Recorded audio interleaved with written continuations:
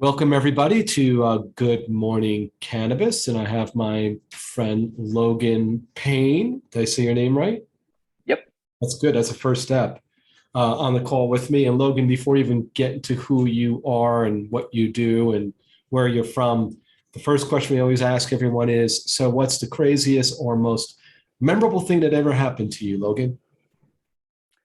Yeah, right on. That's an interesting question, and I was trying to think through what different things that have happened to me. I grew up in South America, grew up in Ecuador, so I think I could certainly point to a lot of experiences around going down to the jungle and doing some hunting with blowguns and being down in the Amazon on rivers. Climbing volcanoes. But I think what I'd settle on kind of the most memorable is something a little bit more recent, a little bit more personal, and that's my youngest son. This was just over 2 years ago. My youngest son was playing around in the house. He was about two and a half years old, chasing his brother, and he actually went out an upstairs window and fell about 25 feet down Gosh. onto the ground. And pretty scary moment. I was in the office, kind of pre-COVID days, and my wife called. We ended up going to the children's hospital. I didn't really know much of what was going on, but one of those crazy things as I thought through, what's memorable, what's happened. He fell out this window about 25 feet and ended up being discharged from the hospital in just under about 3 hours, and was totally Wow. fine. Didn't have any ill effects. Hadn't hit his head or anything else, but just to fall that far down into the backyard, and to be totally fine, that's one of those more memorable things that hard to walk by that room or see him without thinking through that. So one of those things that turned out really well, but that's the thing I'd probably point to. Yeah. Well, I'll tell you that you got had a group of angels who probably caught him and let him down gently. That's Yeah. that's an amazing story, man. So yeah, Yeah.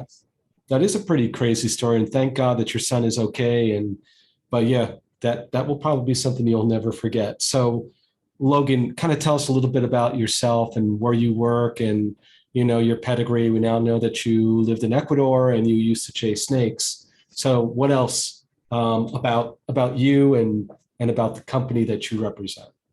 Yeah. Yeah. So as I said, grew up in Ecuador, came back to the States, went to university in Southern California, spent about a decade in LA, in the Southern California area, and worked with Lockton, which is an insurance broker.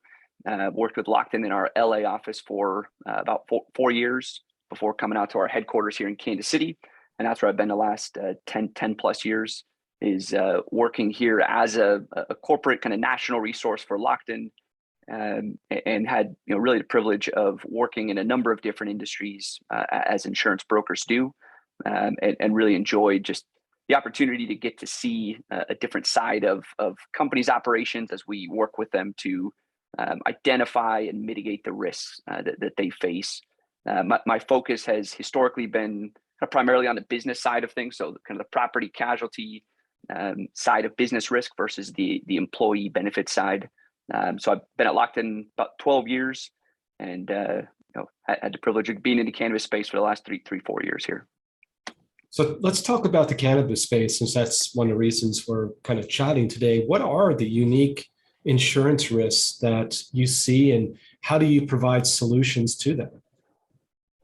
Yeah, I mean, first and foremost, I think it's hard to talk about insurance in the cannabis space without just recognizing the absence in some ways of all these major insurance companies. So when we think about risk, in some ways the risk in cannabis is very similar to the risk we see in other industries, and that there's products being sold, there's employees that are being hired, there's large assets that need to be insured, but the difference is really in where a traditional industry maybe has 15, 20, 30 different insurers that are competing for risk and competing to partner with our clients. In the cannabis space, we're seeing in some lines of coverage it's just two or three insurers. And so that's the headline news is that the capacity, the balance sheets that are available for our cannabis clients to access is limited, especially around some lines of coverage, whether it's directors and officers coverage or large property assets.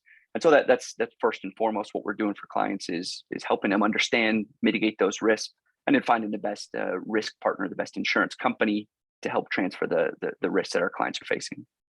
Are there unique risks with cannabis compared to other industries? I think there are. When I think about just the regulated nature that of the products that our clients are facing, there's obvious parallels in different parts. If you think about cultivation, there's obvious parallels to some of the agricultural aspects that our clients face.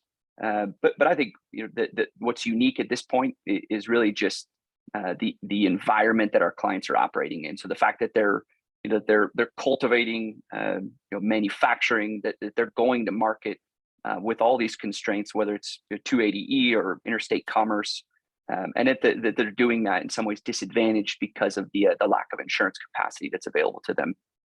And so I think it's one more nuance that our clients have to navigate as they operate, in these state by state environments, as they have to invest in a different way, as they pay taxes in a different way, that they're also forced to ensure that the risks that they face in a different way as well. So if you were to give some advice to a cannabis company that's looking for insurance to distinguish who they speak to, what would that be?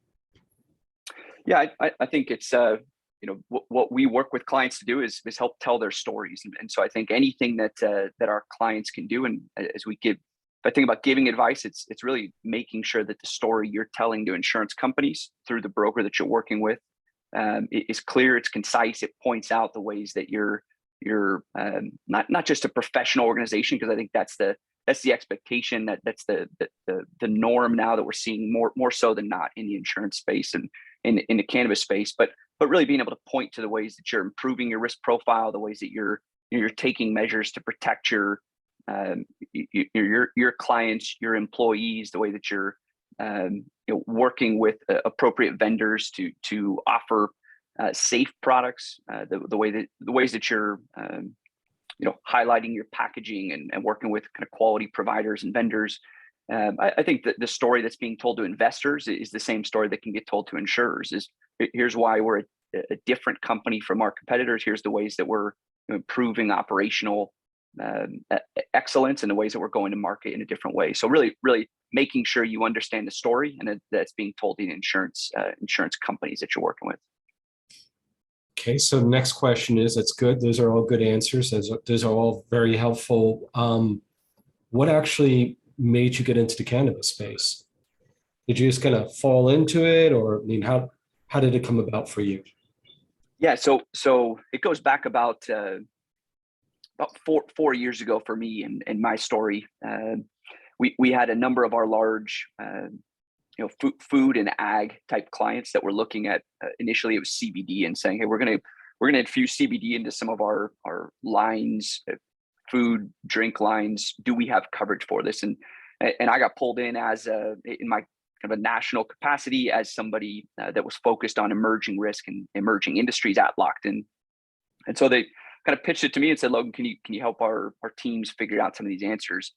And that really opened my eyes to, it wasn't just CBD. It wasn't just, do we have coverage for this? It was, a burgeoning industry, an industry that was recently legalized from the hemp side of things, from 2018. And it was an industry that we weren't new to. We had been supporting clients for 6 or 7 years, going back to places like Colorado and on the West Coast in California. And I saw an opportunity here of, here's an industry that's exploding in growth, where at that time there was even less insurers. And so I saw an opportunity of we can be building out a national platform. We can build out a national practice of associates at Lockton that are focused on guiding our clients through just some of the challenges, through some of the nuances of insuring risk in this space. So I jumped in kind of with both feet and dedicated myself to talking to operators, talking to clients, talking to insurance companies, doing as much research and listening as I could to just get up to speed. And I've really enjoyed being in a space where there's not a bunch of 30-year veterans that have been doing cannabis insurance for an entire career. It's really, in some ways, we're defining things, we're learning things as we go, and applying our expertise in other industries into a new space, and a space that I've said multiple times, I don't know how often you'll have a chance in your career to step into a new industry that's 30 plus billion and projected to get even higher. Those industries don't come out of nowhere in some ways, like we've seen the insurance side of cannabis, because obviously cannabis has been around for a long time, but the insurance side of things, like this is a brand new industry and opportunity for us to differentiate ourselves. Great. So Logan, if people want to find you, contact you or your company, where should they look?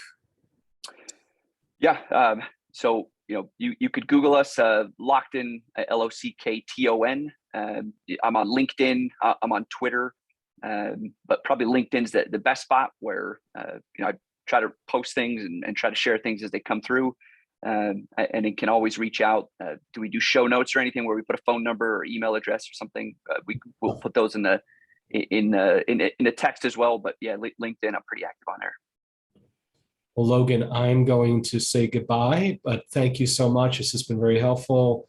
And so, yeah, have a great day. And we're going to talk again sometime very soon. Yeah, it's So, been a pleasure. Thanks, Todd. bye.